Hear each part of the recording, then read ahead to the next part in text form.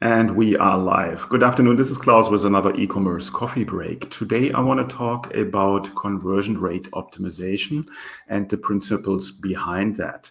So I have put together a PDF that I will give you the link at the end of this coffee break and give you an overview what actually is important before you starting implementing tips, tricks, and hacks of conversion optimization in your online store.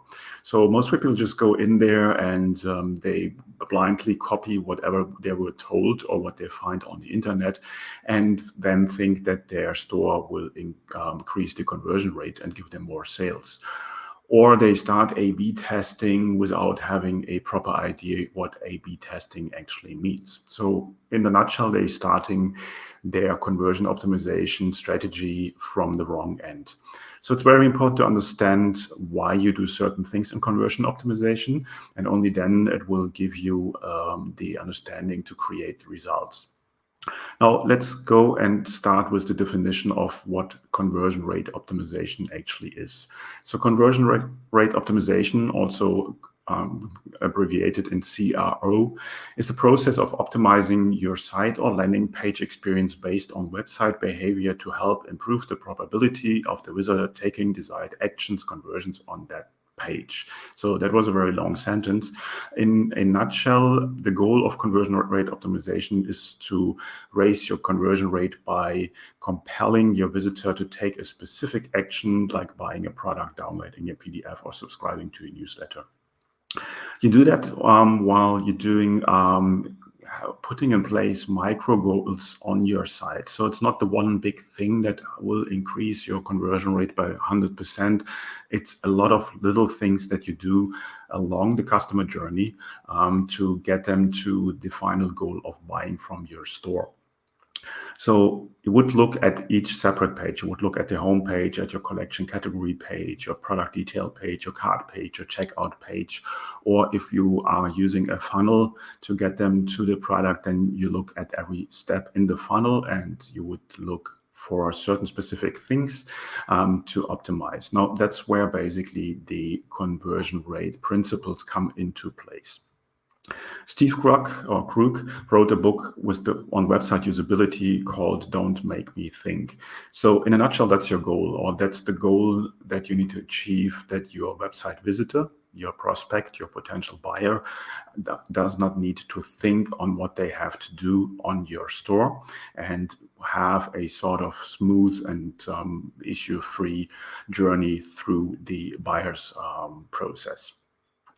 Now, a new or returning visitor of your website or store should be intuitively browse your website and get without any kind of hiccups to the checkout page.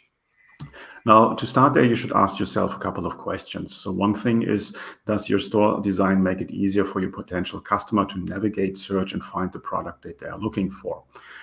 Next question would be, are all questions, objections, and concerns are addressed? Next question, is your store usability streamlined for easy and fast checkout? Now, these are only a few of many questions that will come up. But before you come to the questions, you need to understand the why and the what of the conversion rate optimization. And that's where the principles help you with. There's four CRO principles, and they are based on a model which is called the VIMM, the WIM model. And WIM stands for visual load, intellectual or cognitive load, motor load, and memory load. Now that sounds very complicated. I will dive in all of these in a second. The idea there is to minimize the visual, intellectual, motor, and memory load of the brain of the user. So let's go in and start with the visual load. The visual load deals with perceiving and noticing. Visual load pertains also to your web design. So how much strain are you putting on your user to visually understand your pages? Is your website or your web pages clean, visually easy to understand, or are they cluttered and noisy? A lot of stores you will come up have a lot of things going on at the same time. There is chat windows, there is pop-ups, there is slide-ins, there is fear of missing out, notifications, and so on and so forth. There's a lot of things going on, which obviously is very distracting to the customer. So it's like being on a carousel. Everything is moving, and you don't want to have that. You want to have a very clean and easily structured website. So if you have text, for instance, should be broken up in a headline, a sub-headline, and should be structured for easy readability. And you don't want to have a wall of text on your page. So it's much easier for the eye to stick to certain headlines and sub-headlines than just having 10 rows of text where they need to read through. If you have buttons, do buttons indicate the option or action that they represent? So your call to action button should be very clearly saying what happens if I click on this one. And so in my PDF, where you will find the link in the comments, it's free for download. I will give you an example of a very noisy site. Have a look at it, it's quite interesting. And so you want to make sure that your visual load on the website is not overwhelming your visitor. The next one is the intellectual or cognitive load. So that has to do with thinking. It's about the amount of mental processing that is required to make sense of a page. The question there is, for instance, how much intellectual burden are you imposing on your visitor to understand what you are trying to say? It's the most difficult one of the 4 principles, and especially important to get this right.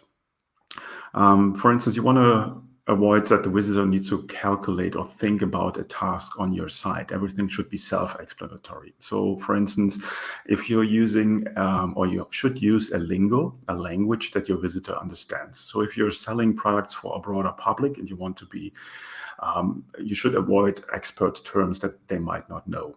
So really, like with readability, bring it down to a 6th grader pupil and keep it very, very simple. There is an app out there, the Hemingway app, which I usually recommend. You can check that out. Just make your text very simple to understand. Don't really make it difficult with expert terms to understand what you're talking about. So don't impress your visitor with fancy words, rather keep it simple and understandable. Now, if you're selling for a specific target group, a specific niche, then of course you should use the terms in the lingo that they are used to. So really talk to the specific customer that you have in the language they understand. Another example for intellectual and cognitive load is, for instance, instead of asking, what year did you turn 18? Use a drop-down with the years and ask them, what year were you born? So that you don't want to have them use their mental capacity to calculate the year. Always, you want to make sure that you minimize the cognitive task unless it's increasing the experience there. So keep it simple, straightforward, talk to your customer in the easiest way and then don't make them think there.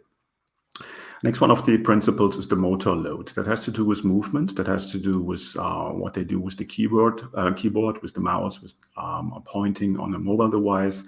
How much strain are you putting on your user to use the mouse, the pointer, the keyboard to do something? Theoretically, the motor load is the least demanding because everyone is used to navigate either on a mobile device with their thumb or with the mouse on the desktop device. However, if your, for instance, links or buttons or any kind of elements are too close to each other, and it is unclear how to use, for instance, a button or drop-down, then it will be very difficult. Also, you don't want to have people scrolling up and down to get certain things done on your site. For instance, I'll give you an example here. If you have a drop-down, that might be easy to use on a desktop device, but it might be difficult to use on a mobile device like a smartphone. So keep it simple there. It's very frustrating, especially if your user has to put in information. And they struggle there with that, I don't know, the forms do not open properly, and they have to scroll back and forth to get certain things done. So motor load is about movement. Make it easy. Try to keep the information above the fold, and so that they don't need to navigate on a specific page back and forth. No, the last one of the 4 conversion optimization principles is the memory load. Here we're talking about recollecting or remembering. So that's basically the amount of work a user has to perform when recollecting something in order to use your site. So how much strain on the user's memory does it take to use your site? Give you an example here. If you offer a discount or coupon code on your homepage, but that will be only needed on the checkout page, your visitor will need to remember either where they have found it so that they will go back, or remember the discount code. Now, usually on the homepage, that's where your customer does not even know if they really want to buy from you yet or not. So the decision has not been made. So if you show them a discount code there, they will probably not remember that, or probably just try to just move on. Once they decide to buy from you, then they will remember, oh, wait, there was a coupon code, there was a discount code. Now I have to find out where that was. So they have to go back through your site and try to find that again. Now, the chances there is that they will be frustrated if they can't find your discount code anymore, and then will abandon your cart or your website. So try to present the right information in the right moment, and try to avoid making your customer remembering anything. So you want to present a discount code either the whole time, on the footer, for instance, or something like that, or you want to present that on the cart or checkout page so that it is easy just to take it and put it into the right form field.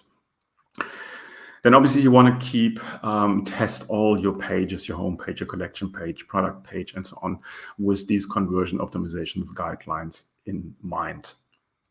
Now, in the PDF, I have a relatively short but in-depth checklist of how to minimize visual, motor, and cognitive load. So if you go and download the PDF, again, it's free. You will have a list there, a checklist that you can go through and then check all the parts of your online store if they comply to the optimization principles for SEO. And that's basically it for this video. So you need to understand these and put these in place, and it will help you also to see if you put new tricks and tips and hacks into your store, if they really make sense, and if the principles apply to whatever somebody recommends to you. So go ahead, download the free PDF, and I see you in the next video. As always, like, comment, subscribe to the channel, and have a great day.